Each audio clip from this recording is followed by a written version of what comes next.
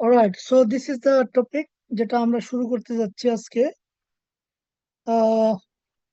Polymers and their applications in pharmaceutical fields.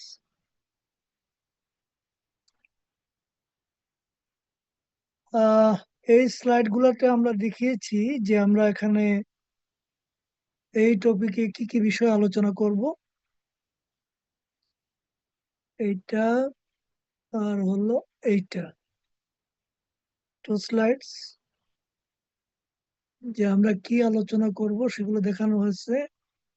So first of all আমরা দেখবো যে polymer বলতে আমরা কি বুঝি। সো এটা আপনারা তো জানেন অলরেডি, পলিমার এগুলো অনেক পড়াশোনা করে আসছেন এর মধ্যে। সো পলিমার এটা হচ্ছে দুটো গ্রিক ওয়ার্ড থেকে আসছে। পোলাস মানে হচ্ছে মেনি, আর মারোস মানে হচ্ছে পার্টস অর ইউনিটস। তার মানে পলিমার অর্থে কি দাঁড়াচ্ছে? মেনি পার্টস বা মেনি ইউনিটস। শোনা যাচ্ছে তো কথা? জি স্যার, শোনা যাচ্ছে। গুড। তো এই ওয়ার্ডটা যিনি ফর দ্য ফার্স্ট টাইম যিনি ইউজ করেছেন তিনি হচ্ছেন জনস জেকব বার্জেলিয়াস। 1833-তে this is the man who coined the word, মানে হচ্ছে ফর দ্য ফার্স্ট টাইম তিনি এই ওয়ার্ডটা ইউজ করেছেন। তো আপনারা যে ফার্মাসিউটিক্যাল ফিল্ডে মানে পলিমারের যে সায়েন্সের যে ডেভেলপমেন্ট, স্পেশালি এটার যে ফার্মাসিউটিক্যাল ফিল্ডে এটার যে ডেভেলপমেন্ট, সেটা একটা ব্রিফ হিস্ট্রি আপনি পাবেন ফিজিক্যাল ফার্মাসি মার্টিনে, সেটা আপনারা পড়বেন। ঠিক আছে? গ্রাজুয়ালি কিভাবে পলিমার সায়েন্স ডেভেলপ করছে, specially the pharmaceutical aspects. So এটা আপনারা দেখবেন and make a calendar of events. কত সালে কি হয়েছে, ক্যালেন্ডার অফ ইভেন্ট মানে হচ্ছে যে এই ডেভেলপমেন্টের ক্ষেত্রে যে মেজর যে ইভেন্ট গুলো আছে সেগুলোর একটা ক্যালেন্ডার। সেগুলোর একটা ক্যালেন্ডার মানে হচ্ছে একটা যে ডেট ওয়াইজ বা ইয়ার ওয়াইজ একটা লিস্ট। অলরাইট, তাহলে আমরা লিটারাল মিনিং মানে হচ্ছে ওয়ার্ড ফর ওয়ার্ড মিনিং পলিমারের যেটা, সেটা পেলাম কি? মেনি ইউনিটস বা মেনি পার্টস। কেমিস্ট্রিতে আমরা পলিমার কিভাবে ডিফাইন করি? কেমিস্ট্রিতে আমরা পলিমার বলে বুঝি একটা large molecule made up of many small units. Many small units, repeating units মানে হচ্ছে সেম ইউনিট বারবার রিপিট হবে। যা আমরা যখন বলি পলিইথিলিন, এটা মিন করে একের পর এক ইথিলিন কি হবে? রিপিট হচ্ছে। ইথিলিন একের পর এক রিপিটেড হচ্ছে, একটা ইথিলিন এরপর আরেকটা ইথিলিন এরপর আরেকটা ইথিলিন, এইরকম। এই ইউনিট গুলাকে আমরা বলি মনোমার। ঠিক আছে? যে মনোমার গুলো একটা আরেকটার সাথে জয়েন করে পলিমারটা তৈরি করে। ওকে, আচ্ছা। তো আমরা একটা মলিকুলার ফর্মুলা যদি দেখাইতে চাই পলিমারের, তাহলে আমরা এইভাবে দেখাইতে পারি যে মনোমার রেসিডিউ সাব এন, মানে হচ্ছে সাবস্ক্রিপ্ট এন, সাবস্ক্রিপ্ট হিসেবে যে এনটা দেয়া আছে এটা মিন করে number of monomer. So polyethylene আমরা কিভাবে লিখি? CH2 সাব এন, মানে হচ্ছে এন সংখ্যক CH2 মিলে আপনার কি হচ্ছে? পলি ইথিলিন তৈরি করছে। এখানে কারো কোনো প্রশ্ন আছে এই স্লাইডে? আশা করি নাই। না স্যার। আছে? বলেন, কি প্রশ্ন আছে বলেন। না স্যার, নেই। নাই? ওকে, গুড। এই যে পলিমার, পলিমারকে আমরা বিভিন্ন ভাবে নাম দেই। পলিমারের ইউনিটকে বলি মনোমার। দুটো মনোমার যদি থাকে সেটাকে আমরা বলি ডাইমার।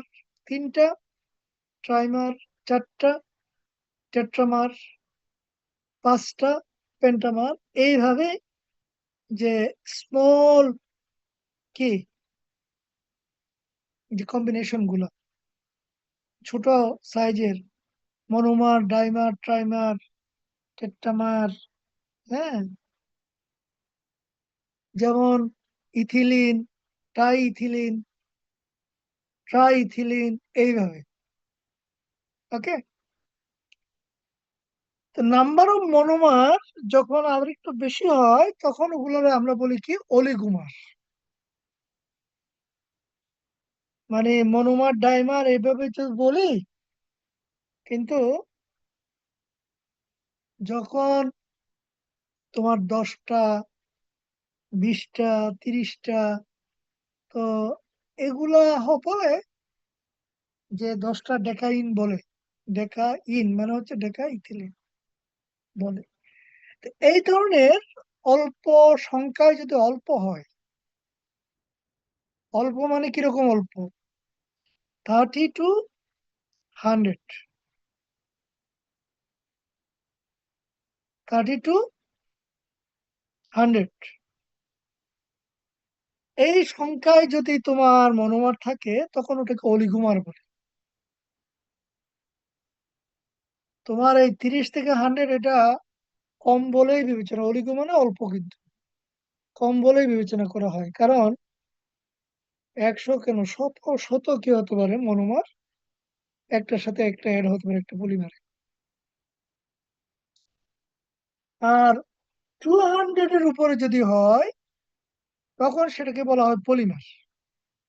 আচ্ছা, এখানে কিছু প্রশ্ন আসে। সেটা হলো, যদি আমি 30 to 100 এটাকে অলিগোমার বলি, তাহলে 30-এর নিচে যদি হয়, 2টা, 3টা, 4টা, 5টা, 10টা, 15টা, 20টা, এগুলোর কি বলবো? এগুলোকে অলিগোমারই বলা হবে। যে 2 থেকে শুরু করে 100 পর্যন্ত সবগুলোকেই অলিগোমার বলে। তবে টিপিক্যাল অলিগোমার এখানে যেটা দেখানো হয়েছে সেটা হচ্ছে typical oligomer, they have 30 to 100 monomers। এবার আসেন, আপনি এই যে বললেন ওভার 200, এটাকে আমরা পলিমার বলছি, তাহলে 100 থেকে 200 এই রেঞ্জের মধ্যে যদি হয় সেটাকে আপনি কি বলবেন? সেটাকেও পলিমারও বলা হয়। তাহলে এখানে আমরা বলছি ওভার 200, তাহলে 100 থেকে 200 সেটাকেও যদি আপনি পলিমারই বলেন, তাহলে আপনি আবার এখানে ওভার 200 এভাবে কেন দেখাচ্ছেন?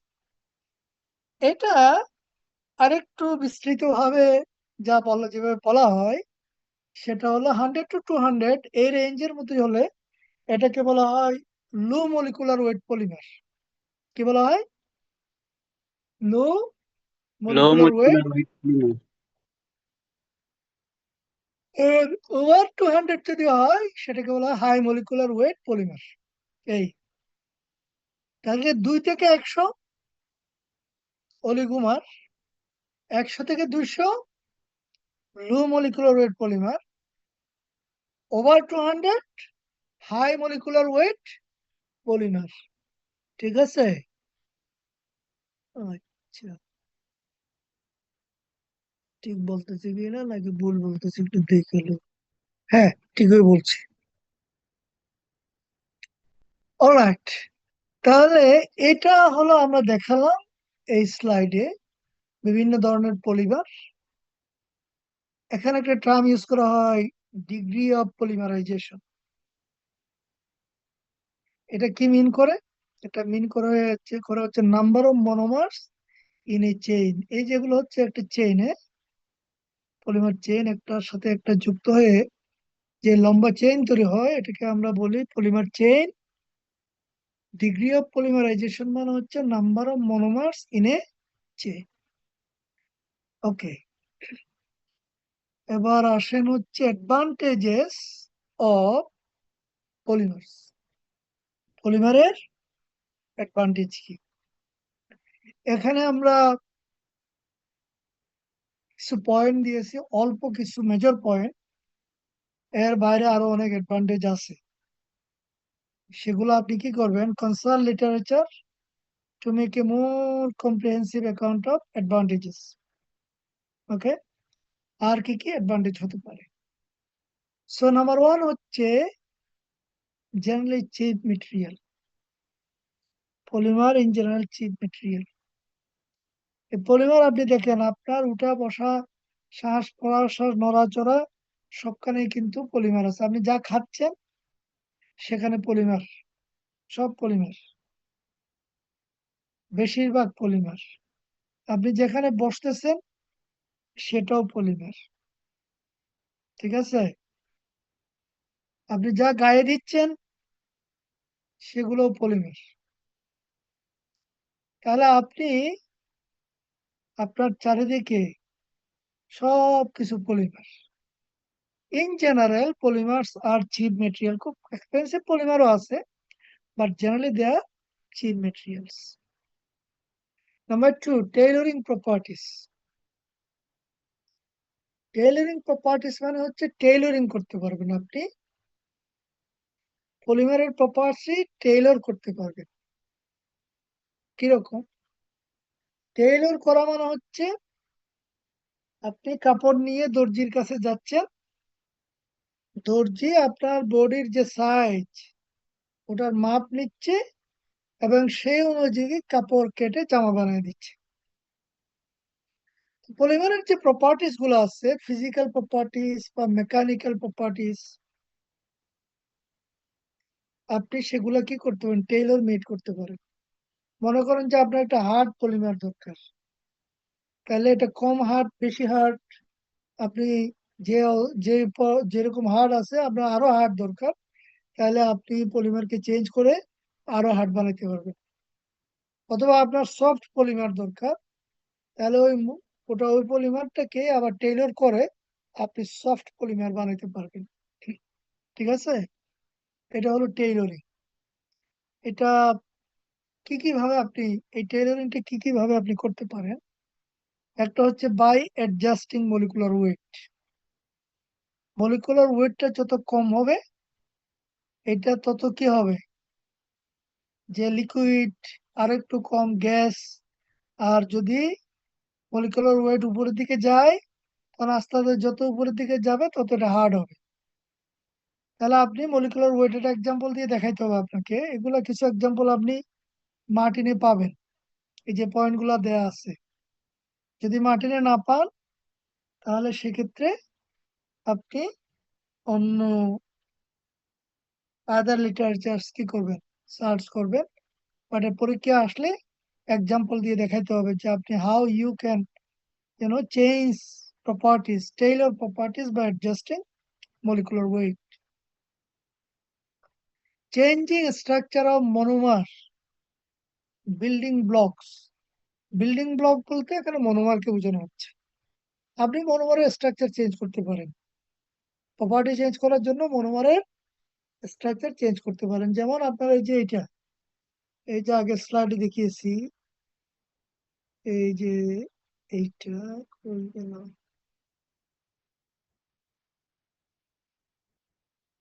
এটা আপনার কি আছে? CH2CH2। এটা আপনি চেঞ্জ করতে পারবেন কেমন?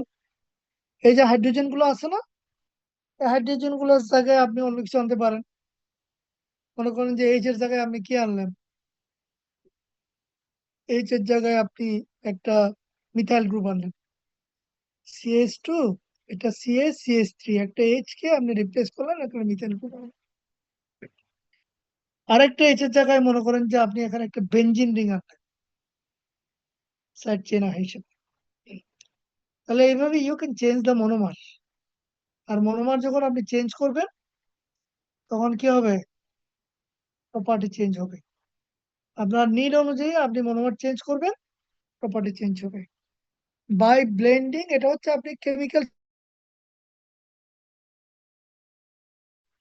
অ্যাডজাস্টিং মলিকুলার ওয়েট, সেটা হচ্ছে জাস্ট আপনি নাম্বার অফ মনোমার কম বেশি করতেছেন।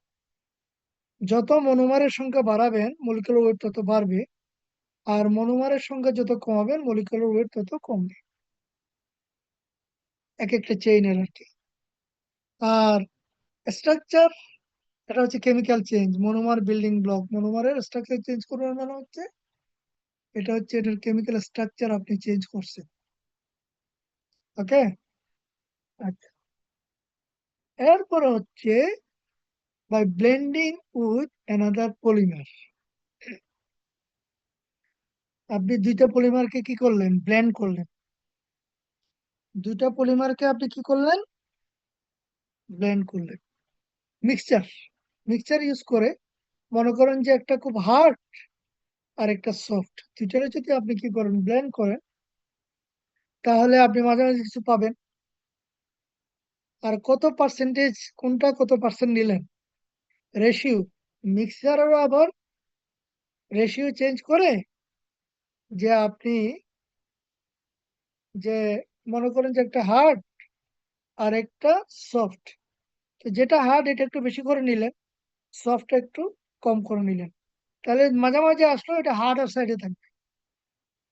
আরেকটা হতে পারে যে সফটটা বেশি করে নিলেন, হার্ডটা আপনি কম করে নিলেন, তাহলে দুইটার মাঝামাঝি আসলো এটা সফটওয়্যার সাইডটা, এটা টেক্সচারটা সফটওয়্যার সাইডে বেশি থাকবে, তাহলে এটা হচ্ছে ব্লেন্ডিং। এরপর হচ্ছে কোপলিমারাইজেশন। কোপলিমারাইজেশন হচ্ছে পলিমার দু রকম হয়, একটা হচ্ছে পলিমার আর একটা বলা হচ্ছে কোপলিমার। পলিমার মানে হচ্ছে মনোমার একটা, আর কোপলিমার মানে হচ্ছে মনোমার একাধিক, দুইটা হতে পারে, তিনটা হতে পারে, চারটা হতে পারে, এরকম হতে পারে। তাহলে দুইটা দিয়ে একটা এক্সাম্পল আপনাকে আমি দিলাম, ইভা, ইথিলিন বিনাল এসিটেট কোপলিমার। ইভা মানে কি? ইথিলিন বিনাইল এসিটেট, হ্যাঁ, কোপলিমার। ওকে, এখানে দুইটা কি আছে? মনোমার আছে, একটা ইথিলিন আর একটা হচ্ছে বিনাইল এসিটেট। ঠিক আছে, এগুলো অল্টারনেটলি থাকতে পারে, ইথিলিন তারপর বিনাইল এসিটেট, আরেকটা ইথিলিন এরপর বিনাইল এসিটেট, এরকম হতে পারে। অথবা হতে পারে কয়েকটা ইথিলিন তারপরে কয়েকটা বিনাইল এসিটেট, আবার কয়েকটা ইথিলিন আবার কয়েকটা বিনাইল এসিটেট, অথবা ইথিলিনের চেইন, এই চেইনের সাথে আবার ফাঁকে ফাঁকে বিনাইল এসিটেটের সাইড চেইন, বিনাইল এসিটেট, কয়েকটা বিনাইল এসিটেট মিলে আরেকটা চেইন, যে ওটার সাথে কি করলো? রাইট অ্যাঙ্গেলে অ্যাটাচ হলো, সেটা হতে পারে। এটাকে বলা হয় কোপলিমারাইজেশন। ওকে, তাহলে একটা হচ্ছে, তাহলে এই যে আপনাকে বিভিন্নটা ওয়ে দেখালাম, এই চারটা এখানে দেখিয়েছি, এই চার ভাবে আপনি কি করতে পারেন? টেল করতে, টেলর, এই কি বলতে পারেন, কি বলে, যে প্রপার্টিসকে আপনি টেইলরিং করতে পারেন। The physical and mechanical properties you can tailor. ওকে, তাহলে এখানে আপনাকে যেটা ফার্দার অ্যাড করতে হবে সেটা হলো এক্সাম্পল। এক্সাম্পল দিয়ে প্রত্যেকটা পয়েন্টকে যদি পরীক্ষা আসে আপনাকে দেখাতে হবে। অলরাইট, আচ্ছা। প্রপার্টিস অফ পলিমার, পলিমারের প্রপার্টি। এখন পলিমারের প্রপার্টি মানে কি? এখানে যে প্রপার্টি গুলো দেওয়া হলো, সেই প্রপার্টি গুলো পলিমারের যেমন থাকে, এটা আদার সাবস্টেন্স, মানে সে মনোমার, মনোমারের ক্ষেত্রেও এই প্রপার্টিস গুলা থাকবে, কম বেশি থাকবে। তাহলে এটা প্রপার্টিস, পলিমারের প্রপার্টি বললাম কেন আপনি? এটার মানে হলো আপনি একটা পলিমারকে যখন আপনি ক্যারেক্টারাইজ করতে যাবেন, ডিফাইন করতে যাবেন পলিমারটা কি রকম, তখন আপনি কি কি প্রপার্টি আপনি ইউজ করতে পারেন। Properties that you can use to characterize a polymer. Properties of polymer মানে হচ্ছে একটা পলিমারকে ইন্ট্রোডিউস করার জন্য এটা কি রকম, এটার ক্যারেক্টারিস্টিক্স কি, এটার বৈশিষ্ট্য কি, সেটা বোঝানোর জন্য কি কি প্রপার্টিস আপনি ইউজ করতে পারেন। এটা হলো প্রপার্টিস অফ পলিমার। বুঝাতে পেরেছি? যেমন মনে করেন যে আমি আপনাদের এখানে একজন, বলেন খুব লম্বা আছে একজন, একজন মনে করেন যে শর্ট আছে। হ্যাঁ, তো যেটা লম্বা আছে আর যেটা শর্ট আছে, শর্ট যেটা সেটাও একটা লেন্থ বা হাইট, আর যে লম্বা ওটাও আমরা কি, ওটা দিয়ে কি বুঝাচ্ছি, হাইট বুঝাচ্ছি। তা হাইট কিন্তু দুজনেরই আছে। আরেকটা হচ্ছে মিডিয়াম হাইটের আছে, তারও কিন্তু হাইট আছে।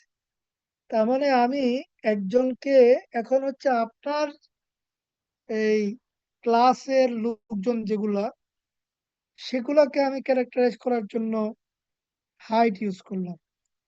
তো আরেকটা ক্লাসে যারা আছে তাদেরকে ক্যারেক্টারাইজ করতে পারবো না হাইট দিয়ে। তাহলে হাইট এটা প্রপার্টি।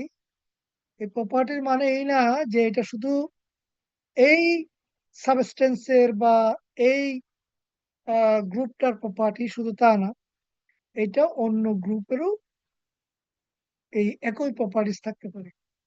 তবে এটার ক্ষেত্রে এই প্রপার্টিসটা কিরকম হতে পারে এটাকে ক্যারেক্টারাইজ করার জন্য, আমরা বোঝানোর জন্য আমরা এই প্রপার্টিগুলো ইউজ করতে পারি।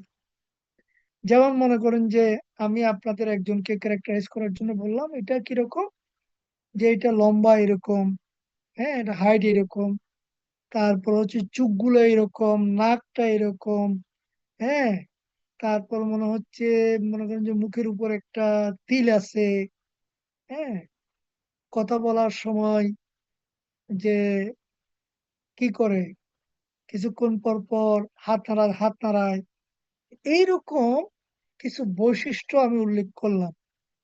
এই বৈশিষ্ট্যগুলো এমন ভাবে আমি উল্লেখ করতে পারি যাতে ওই ব্যক্তি বা ওর মতো আর দুই চারজনকে বুঝাবে, অন্যদেরকে আপনি বুঝাবে না। তো এই বাকিদেরও তো ওই একই ধরনের বৈশিষ্ট্যগুলো আছে, হয়তো ওটার মেজারমেন্টটা ডিফারেন্ট হবে, ঠিক আছে। কিন্তু আমি একজনকে এইরকম কিছু প্রপার্টিস উল্লেখ করে তাকে আমি মোটামুটি ভাবে কি করতে পারছি, ডিফাইন করতে পারছি। এটাই বোঝাচ্ছে প্রপার্টিস বলতে আমরা কি বোঝাচ্ছি। প্রপার্টিস অফ পলিমারের মধ্যে আমরা যে সমস্ত প্রপার্টিস ইউজ করি টু ক্যারেক্টারাইজ এ পলিমার, তার মধ্যে আছে টপোলজি, আইসোমারিজম, এই যে এখানে যে কটা আছে, এগুলো আমরা খুব সংক্ষেপে সামনে এগুলা সম্পর্কে আলোচনা করব। তো আজকে দুই একটা আলাপ করলাম, তারপরে নেক্সট ক্লাসে বাকিগুলো শেষ করব, ঠিক আছে। প্রথমটা হলো টপোলজি। টপোলজি বলতে কি বোঝায়? এটা দ্বারা বুঝায় যে পলিমারটা কি লিনিয়ার, যেমন এখানে যেটা আছে এটা হলো লিনিয়ার, নাকি পলিমারটা ব্রাঞ্চড, যে বি হচ্ছে ব্রাঞ্চড, নাকি ক্রস লিঙ্ক, সি হচ্ছে ক্রস লিঙ্ক। ওকে, যে লিনিয়ার, ব্রাঞ্চড, আর কি ক্রস লিঙ্ক, এগুলো হচ্ছে টপোলজি। এগুলো কি বলা হয়? টপোলজি। এই টপোলজিটার এই প্রপার্টিসটার সিগনিফিকেন্স কি বা এটার ইমপ্লিকেশন কি, যে লিনিয়ার হলে তার কি কোনো বিষয় ইম্প্যাক্ট আছে কিনা পলিমারের ফিজিক্যাল বা মেকানিক্যাল প্রপার্টিজের উপরে, বা ব্রাঞ্চড হলে সেটার কোনো ইম্প্যাক্ট আছে কিনা। This are what we mean by implication. Okay, আচ্ছা, যে সলিড স্টেটে তুমি দেখো যদি এটা যদি লিনিয়ার হয়, পলিমারের স্ট্রাকচার যদি লিনিয়ার হয়, হ্যাঁ, তাহলে লিনিয়ার হলে যেটা হবে, এখন তো সামনাসামনি থাকলে একটু বুঝাতে সুবিধা হতো এটা, যে মনে করো যে এই এই যে দুইটা ফ্ল্যাট ফ্ল্যাট দুইটা ডিস্ক একটা আরেকটার উপরে আছে, ফ্ল্যাট, হ্যাঁ, তাহলে ওগুলো ইজিলি একটা আরেকটার উপর স্লাইড করতে পারবে। ওকে, বুঝাতে পারছি কিনা? দুটা ডিস্ক একটা আরেকটার উপর তুমি রাখবা, সহজে একটা আরেকটার উপর মুভ করতে পারবে, স্লাইডিং বা মুভ করতে পারবে। তো একটা পলিমার আপনি যখন হিট দেবেন এটা মেল্ট করবে, ঠিক আছে? তাহলে মেল্ট যখন করে তখন আসলে পলিমার চেইন গুলো মুভ করে, সেগুলো কি করে একটা আরেকটা মুভ করে, এবং একটা পর্যায়ে এগুলো একটা আরেকটা থেকে আলাদা হয়ে যাবে।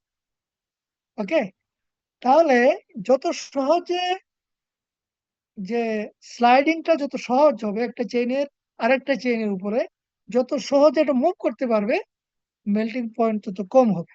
তাহলে লিনিয়ার যদি হয় তাহলে এটা মোর ইজিলি একটা আরেকটার উপর স্লাইড করতে পারবে।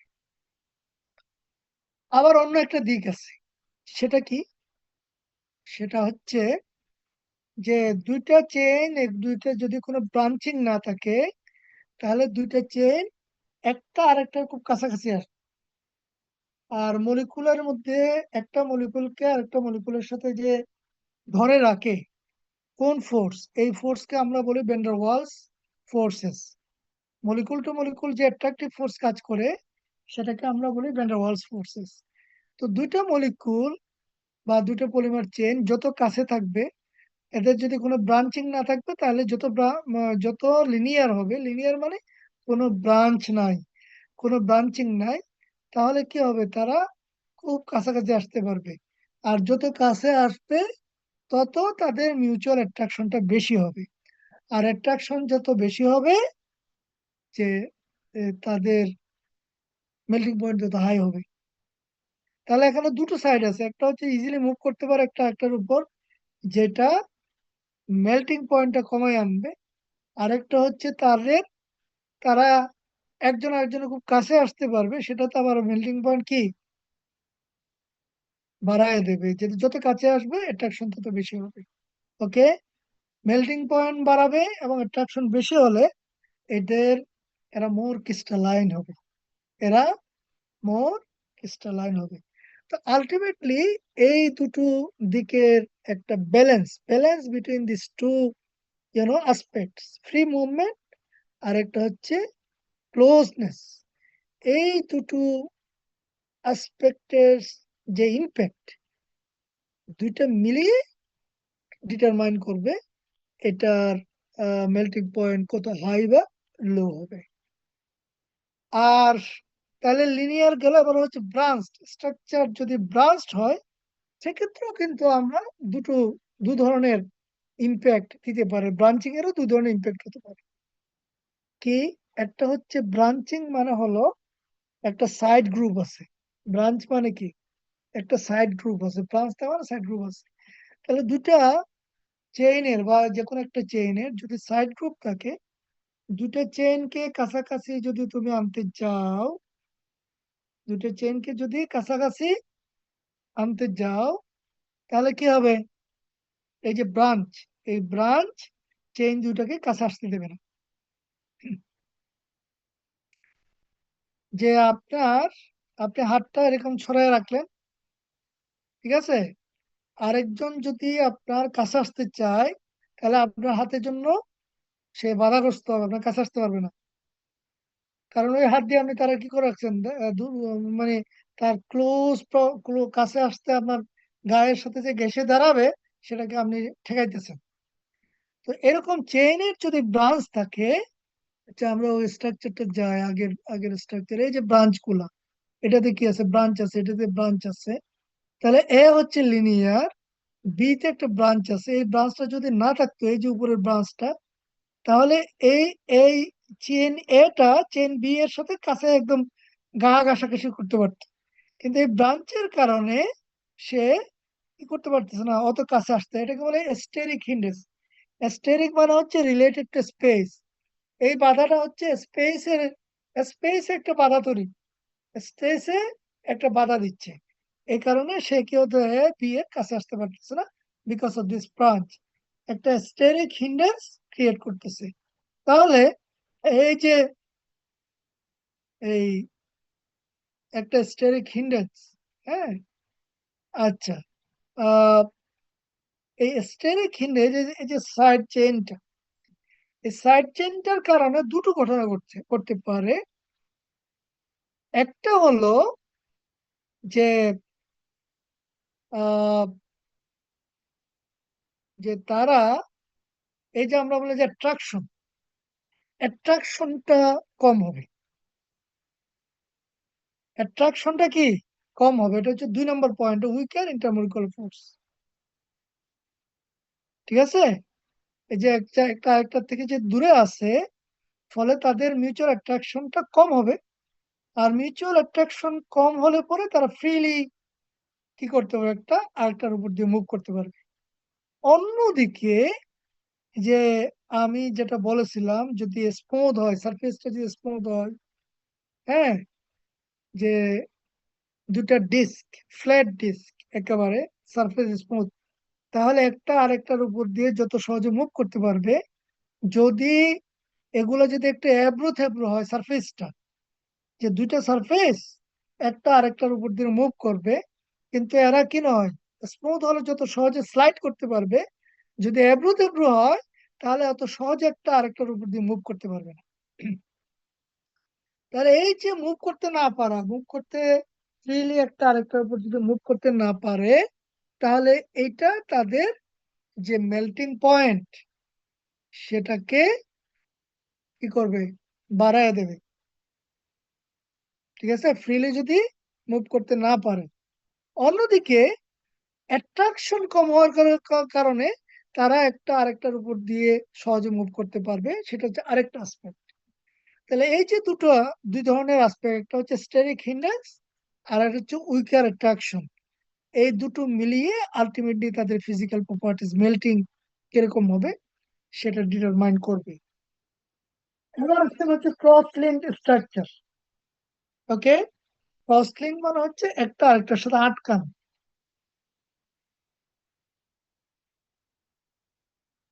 ক্রস লিঙ্ক মানে হচ্ছে একটা আরেকটার সাথে, এই যে ব্রাঞ্চটা একটা আরেকটার সাথে আটকানো। তাহলে এরা মুভ করতে পারবে, হ্যাঁ একটুখানি মুভ করবে আর কি। কিন্তু এই যে এটাতে আটকানো আছে, তারা একদম কি করা, রশি দিয়ে বেঁধে রাখছে, তাহলে এটা মুভ করতে পারবে না, ফ্রিলি মুভ করতে পারবে না। হ্যাঁ, এটা হলো একটা দিক। আর তাহলে এটা এই যে ক্রস লিঙ্ক, এই ক্রস লিঙ্কের কারণে তারা চেইন গুলা আরেকটার উপর দিয়ে মুভ করতে পারবে না। আর ক্রস লিঙ্কিং যদি খুব খুব বেশি হয়, তখন it gives a rigid structure. কতটা রিজিড, যা আপনি হিট দিলে এটা মেল্ট করবে না। ঠিক আছে, এটা মেল্ট করার আগেই কি হয়ে যাবে, ডিগ্রেড করবে। ওকে, চেইন গুলা যতক্ষণ একটা আরেকটার সাথে জোড়া আছে, ততক্ষণ কিন্তু মুভ করবে না। ঠিক আছে, তো দেখা যায় যে এরা মুভ করার আগেই তারা কি হয়ে যায়, ভেঙে যায়। Chain degrade before they start moving. Okay, আচ্ছা, এই যা বললাম এটা হচ্ছে সলিড স্টেটে। সলিড স্টেটের সাথে আমরা রিলেট করলাম মেইনলি কি, তাদের মেল্টিং পয়েন্টটা কিরকম। এখন আসলে হচ্ছে সলিউশন স্টেট। সলিউশন স্টেট, সেক্ষেত্রেও কিন্তু চেইন গুলো কি হতে হবে, একটা থেকে একটা ছুটতে হবে, আলাদা হতে হবে সলিউশনে যাওয়ার জন্য। সলভেন্ট এদেরকে কি করে আলাদা করে। ঠিক আছে, তো এখন এটা যদি ব্রাঞ্চড পলিমার হয়, সেক্ষেত্রে একটা সুবিধা পাওয়া যায়। কি সুবিধা পাওয়া যায়, সলভেন্ট ইজিলি ভিতরে ঢুকতে পারবে। যদি ব্রাঞ্চড হওয়ার কারণে তারা চেইন গুলো একটা আরেকটার সাথে কি আছে, দূরে আছে। এই যে এটা একটা চেইন আর একটা চেইন, এটা ব্রাঞ্চড হওয়ার কারণে দুটো চেইন একটা আরেকটার কাছাকাছি ঘেঁষতে পারছে না, মাঝখানে প্রচুর স্পেস আছে, এখান দিয়ে সলভেন্ট ইজিলি ঢুকতে পারবে। ঠিক আছে, আর যদি এটা তোমার তোমার কি হয়, ক্রস লিঙ্কড হয়, তখন কিন্তু এটা আসলে এটা একটা আরেকটা থেকে আলাদা হতে পারবে। ঠিক আছে, যেহেতু ক্রস লিঙ্কড হবে, যতক্ষণ না লিঙ্কটা ভাঙবে ততক্ষণ পর্যন্ত আলাদা হতে, এগুলোর সলিউশনে যায় না। এটা বড়জোর কি করে, সোয়েল করে। ওকে, সোয়েলেবল, নট সলিউবল। তাহলে ব্রাঞ্চ পলিমার যেটা আছে, সেটা এই লিনিয়ারের চেয়ে একটু তাড়াতাড়ি সলিউশনে যাবে, কারণ সলভেন্ট ইজিলি ঢুকতে পারতেছে ফাঁক দিয়া। কিন্তু যদি ক্রস লিঙ্ক হয় তাহলে that swellable, not soluble. Okay, now the swellability is inversely proportional to degree of cross linking. কেউ কি কিছু বলতেছো আমাকে? না স্যার। ওকে, তাহলে এটা হচ্ছে সলিউশন স্টেটে ব্রাঞ্চ পলিমার লিনিয়ার পলিমারের চেয়ে তাড়াতাড়ি সলিউশনে যাবে, কারণ সলভেন্ট ঢুকতে পারবে। কিন্তু ক্রস লিঙ্ক যদি হয় তাহলে এটা সলিউশনে যায় না, এটা বড়জোর কি করে, সোয়েল করে। Okay, swellability is inversely proportional to the degree of cross linking. এখানে যে বিভিন্ন প্রপার্টিস, যে লিনিয়ার এন্ড ক্রস লিঙ্ক, এই লিনিয়ারিটি আর ক্রস লিঙ্কেজ, এই দুটার উপর বেস করে বিভিন্ন প্রপার্টি কি হয়, এফেক্টেড হতে পারে, কম বেশি হতে পারে। এরো দিয়ে বুঝাচ্ছে, এরো দিয়ে এদিকে একটা এরো দিছে, একটা এদিকে এরো দিছে, মানে হচ্ছে লিনিয়ার যত বেশি হবে, লিনিয়ারিটি যত বেশি হবে, এই প্রপার্টিস গুলা তত বাড়বে। কোন properties? Viscosity, processability, solubility. Viscosity আর সলিউবিলিটি আপনি বুঝেন আমার বিশ্বাস। 3 নম্বর হচ্ছে প্রসেসিবিলিটি। প্রসেসিবিলিটি মানে হচ্ছে এটারে আপনি বিভিন্ন ভাবে কি করবেন, মোল্ডিং করবেন, শেপিং করবেন। এটাকে আপনি একটু হিট দিয়ে গলাইয়া আপনার ইচ্ছা মতো শেপ দেবেন, এটাকে বলা হয় প্রসেসিবিলিটি। অথবা আপনি ডিজলভ করে ইচ্ছা মতো শেপ দেবেন, এটা হলো প্রসেস। অথবা আপনি এটা বাড়ি টাড়ি দিয়া এটার একটা আপনার ইচ্ছা মতো শেপ দেবেন, এটা হলো, এগুলো হচ্ছে প্রসেসিবিলিটি। তারপর হচ্ছে মেইনলি বুঝায় হচ্ছে আপনি এটাকে মেল্ট করে আপনার ইচ্ছা মতো একটা শেপ দেবেন, বা ডিজলভ করে একটা ইচ্ছা মতো শেপ দেবেন, এগুলাকে বলা হচ্ছে প্রসেসিবিলিটি। আর ক্রস লিঙ্কেজ যত বেশি হবে তত এটার জিটি বেশি হবে, গ্লাস টিজি, জিটি না টিজি, গ্লাস ট্রানজিশন টেম্পারেচার। এবং এটা সুয়েলেবিলিটি, এটা সহজে কি হবে না, সলিউশনে যাবে না, সুয়েল করবে, রিজিড হবে বেশি।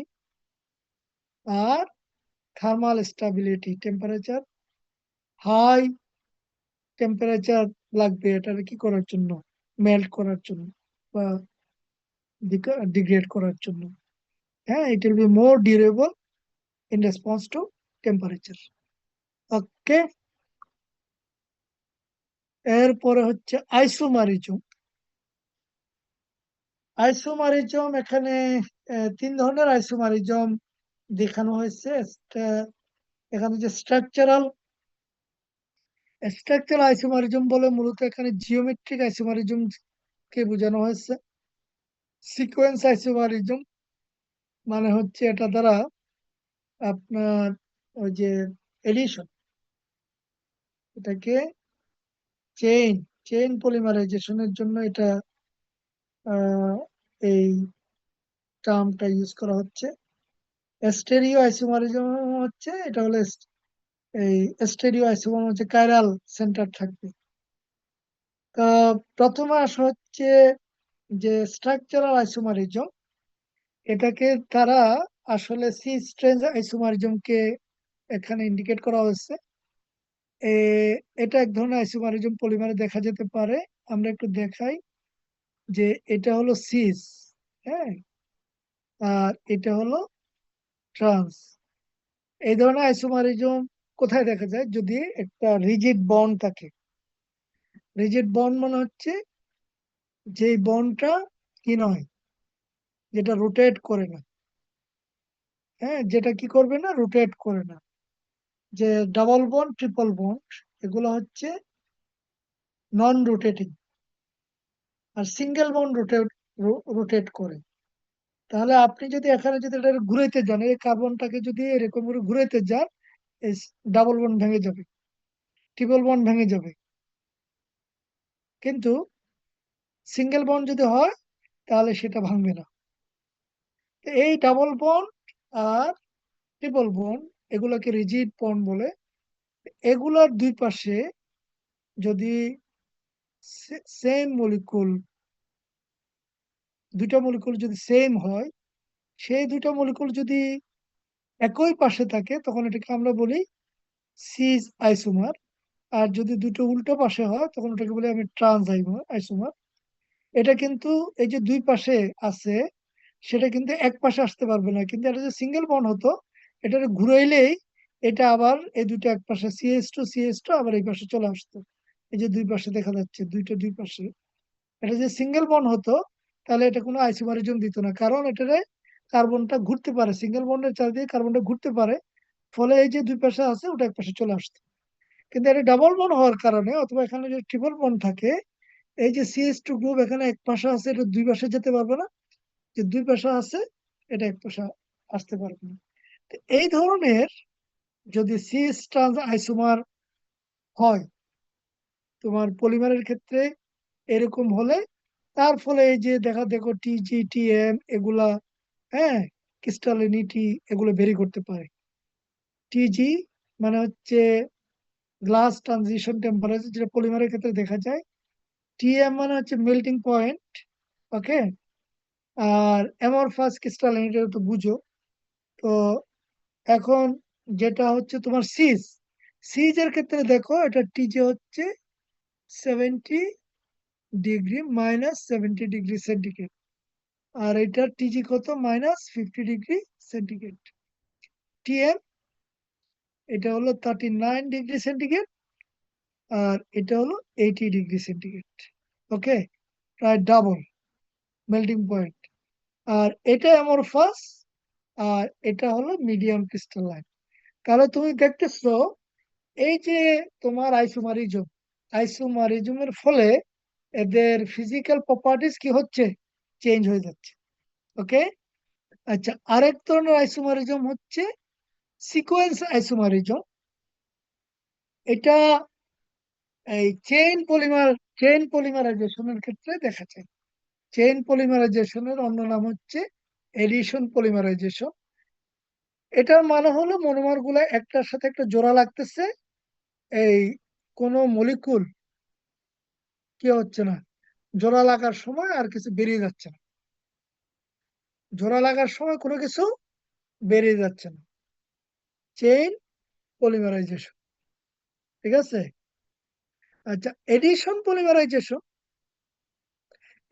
পলিমারাইজেশন মানে হচ্ছে সেখানে এই যখন জোড়া লাগে তখন একটা ছোট মলিকুল বেরিয়ে যাচ্ছে। এডিশন না, ওই যে কন্ডেনসেশন বলে ওটা। চেইন পলিমারাইজেশন এটার অন্য নাম হচ্ছে এডিশন পলিমারাইজেশন। যেমন মনে হচ্ছে ইথিলিন, হ্যাঁ, সিএস টু একটার সাথে একটা যখন জোড়া লাগতেছে এখানে কিন্তু কি হচ্ছে না, কোনো মলিকুল এখান থেকে বেরিয়ে যাচ্ছে না, ঠিক আছে। কিন্তু আবার আরেকটা ক্ষেত্রে তুমি হয়তো দেখবা একটার সাথে যখন একটা জোড়া লাগতেছে তখন একটা থেকে একটা ওয়েজ গ্রুপ চলে যাচ্ছে, আর একটা থেকে একটা এইচ গ্রুপ চলে যাচ্ছে, ওয়েজ আর ওয়েজ মিলিয়ে একটা ওয়াটার মলিকুল বেরিয়ে যাচ্ছে। এরকম একটা ছোট মলিকুল, সবসময় যে ওয়াটার হবে তা না, এরকম একটা ছোট মলিকুল বেরিয়ে যাচ্ছে, ওটাকে বলা হয় কন্ডেনসেশন।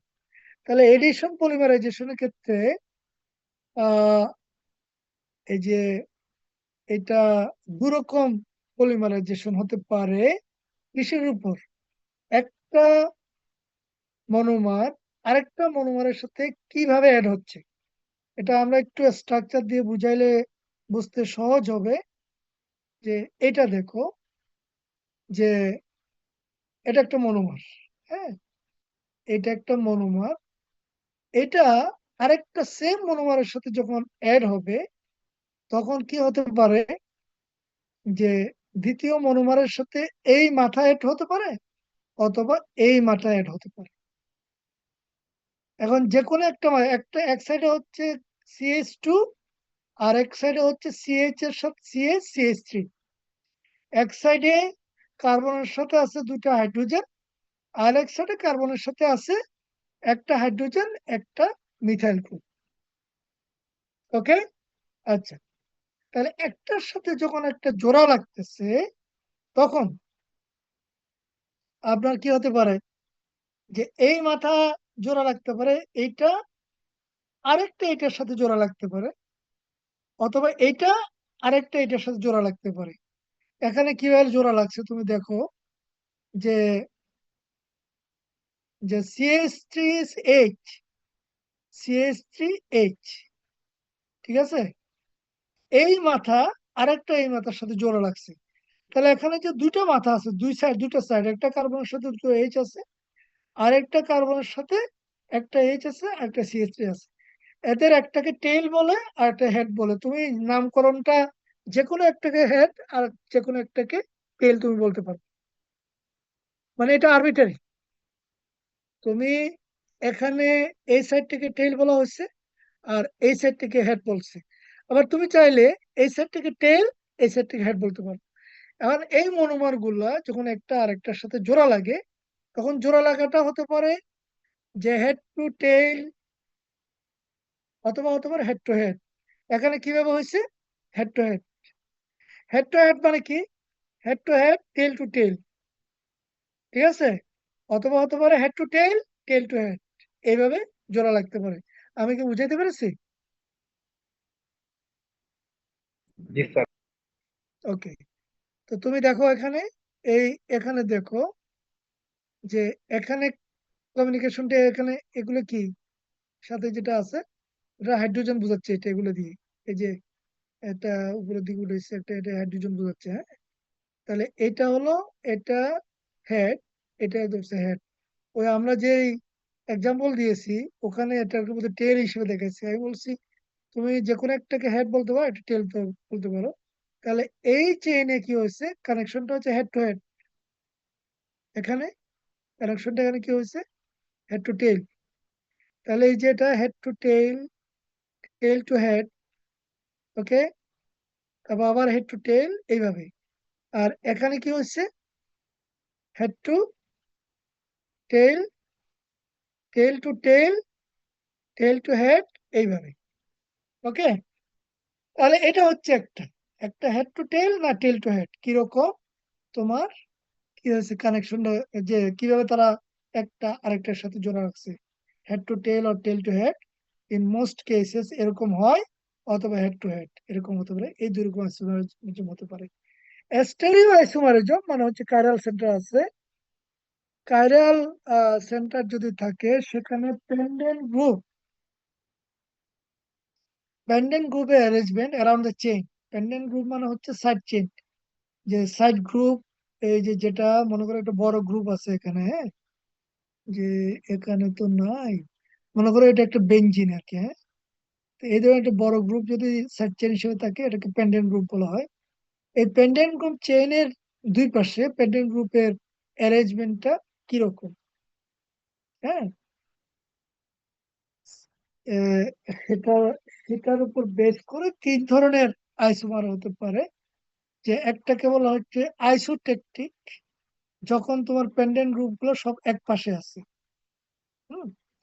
আরেকটাকে বলা হচ্ছে সিন্ডিওটেকটিক, যখন পেন্ডেন্ট গ্রুপ অল্টারনেটলি দুই পাশে আছে, অল্টারনেটলি, যে এখানে আছে পরেরটাতে নাই, এর পরেরটাতে উল্টো দিকে আছে, পরেরটাতে নাই, এর পরেরটাতে উল্টো দিকে আছে, এইভাবে। এদিকে এক কার্বন পরে আবার এদিকে, আরেক কার্বন পরে ওদিকে, আরেক কার্বন পরে এদিকে, এইভাবে যদি তোমার অল্টারনেটলি পেন্ডেন্ট গ্রুপ গুলো দুই পাশে থাকে, তখন সেটাকে বলা হচ্ছে সিন্ডিওটেকটিক।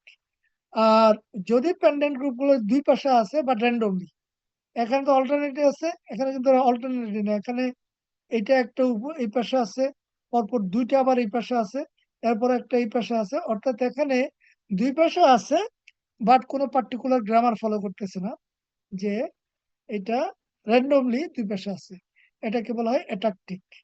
তাহলে একটা হলো আইসোট্যাকটিক, মানে ওয়ান সাইডে আছে, সিন্ডিওট্যাকটিক অল্টারনেটিভ দুই সাইডে আছে, আর অ্যাটাকটিক মানে হচ্ছে র্যান্ডমলি দুই সাইডে আছে। তাহলে এই যে আইসোমারিজম, এই আইসোমারিজমের ফলে তাদের বিভিন্ন ফিজিকো কেমিক্যাল প্রপার্টি চেঞ্জ হতে পারে। এদের ক্রিস্টালিনিটি, তাদের টিজি, তাদের টিএম, এগুলো কি করতে পারে, যে পলিমার টু আইসোমার সেটা ভেরি করতে পারে। অলরাইট, ঠিক আছে। আচ্ছা, সো এটা হলো তোমার আইসোমারিজম। আমরা আজকে এখানে শেষ করতেছি, আগামী ক্লাসে বাকি প্রপার্টিজ গুলো আমরা আলোচনা করার চেষ্টা করবো। কারো কোনো কোশ্চেন থাকলে আমাকে জিজ্ঞেস করতে পারো। এটা একটু বুঝতে সোজা। Pendant group. স্যার আমাদের একটা এক্সাম নেওয়ার কথা ছিল স্যার 29 তারিখে, স্যার 29শে জুন। স্যার এটা কি কনফার্ম করব? কেন, সমস্যা কি? না স্যার, আপনি কনফার্ম সিউরিটি দেন নাই তো স্যার, এই জন্য। আমি যদি কোনো কারণে নিতে না পারি, হয়তো 2-1 দিন আগে পরে হতে পারে, আদারওয়াইজ ওই ডেটটা confirm. Okay sir, thank you. তাহলে যে হঠাৎ আমার কোনো একটা সমস্যা অ্যারাইজ করলো, আমি ওই দিন নিতে পারলাম না, তাহলে ওই দিন না পারলে ইমিডিয়েট পরের দিন অথবা তার পরের দিন আমরা ওই দিন একটু আলাপ করে নেবো, যা কালকে পারছি না পরশু দিন নেবো, এরকম হতে পারে আর কি। এই যে ঠিক এখানে আছে একটা স্যার। বড় গ্রুপ, এখানে একটা বড় গ্রুপ দেখতেছো না, এগুলোকে বলে পেন্ডেন্ট গ্রুপ। ওকে, বলে কি বলে? Pendant group. Alright, side group আর কি। আহ তাইলে আমি এখানে শেষ করলাম। কারো কোনো কোশ্চেন আছে? কারো কোনো কোশ্চেন আছে? না নাই। স্যার। পেন্ডেন্ট মানে মানে মানে সাইড গ্রুপ এটাই বোঝায়। এই যে এইটা, এই যে এগুলো পেন্ডেন্ট মানে হচ্ছে ঝুলন্ত। ও ঠিক আছে, জি স্যার, বুঝতে পেরেছি। আপনি আরেকটু মোর স্পেসিফিক হতে ডিফাইন করার চেষ্টা করবেন। মানে আমি একটা এক্সাম্পল দিয়ে দেখালাম আর কি, এটা একটা পেন্ডেন্ট গ্রুপ, এটা। ঠিক আছে, এবং এই মিথাইল গ্রুপ, এটাকে পেন্ডেন্ট গ্রুপ বলা হতে পারে, এটাও পেন্ডেন্ট। কিন্তু হাইড্রোজেনকে কি বলবেন আপনাকে? পেন্ডেন্ট গ্রুপ বলবেন না, ঠিক আছে? এই হাইড্রোজেন এগুলোকে পেন্ডেন্ট গ্রুপ বলবে না। Alright, thank you very much. তাহলে আমরা আজকে শেষ করলাম এখানে, স্টপ করলাম শেয়ারটা। আপনারা একটু কুইক একটু কি করেন, ভিডিও অন করেন, এবং তারপরে একটু ভিডিও অন করার পরে উইথ ভিডিও, উইথ ভিডিও না মানে হচ্ছে আপনি ওই যে পার্টিসিপেন্টের স্ক্রিনশট নেবেন। পার্টিসিপেন্টের স্ক্রিনশট নিলে সেখানে ভিডিও অন আছে কিনা এটা দেখা যাবে। ওকে, কুইক ভিডিও অন করার পরে আপনি কি নেবেন? স্ক্রিনশট নেবেন।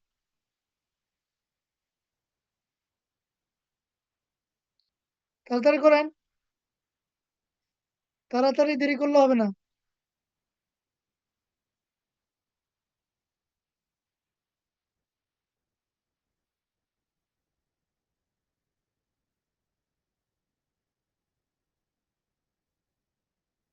আপনি ভিডিও অন করছেন, আপনার ফ্যান দেখা যাচ্ছে, আপনাকে দেখা যাচ্ছে না, এরকম হলে হবে না। বুঝছেন কিনা? এই যে আমি এখানে একজন দেখতেছি, 1725, ওনার ফ্যান দেখা যাচ্ছে, ওনাকে দেখা যাচ্ছে না। বুঝছেন কিনা? এখানে অনেকগুলো ভিডিও অফ, আমরা কিন্তু বেশি সময় দেব না।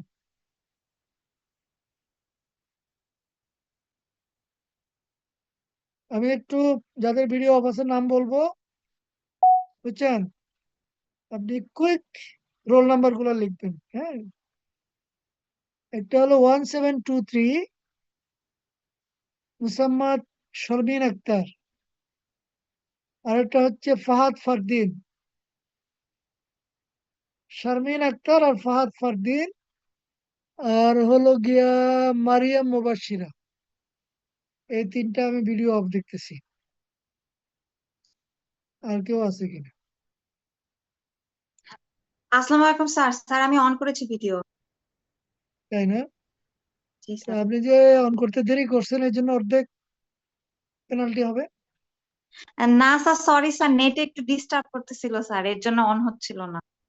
কারণ আশরাফ আহমেদ আশিকের একটা ভিডিও অফ দেখা যাচ্ছে।